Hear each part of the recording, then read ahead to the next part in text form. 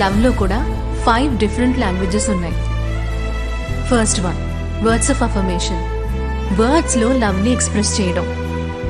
నువ్వు అందంగా డ్రెస్ చేసుకున్నావని చెప్పడం అయినా, లేదా నీ వంట చాలా బాగుందని చెప్పడం అయినా సరే, వాళ్ళ దృష్టిలో ఇది లవ్.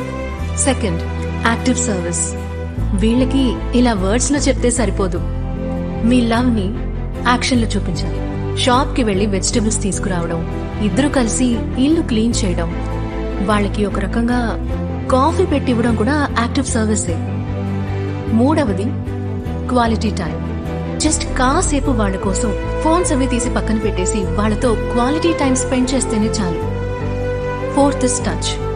సెక్స్ అని మాత్రమే కాదు, జస్ట్ ఒక టైట్ హగ్ లేదా ఊరికే చేయి పట్టుకుని నడిస్తే చాలు, అందువల్ల వాళ్ళు చాలా సంతోషపడతారు. చివరిగా ఐదవది, గిఫ్ట్స్. చిన్న చిన్న సర్ప్రైజెస్ అంతే.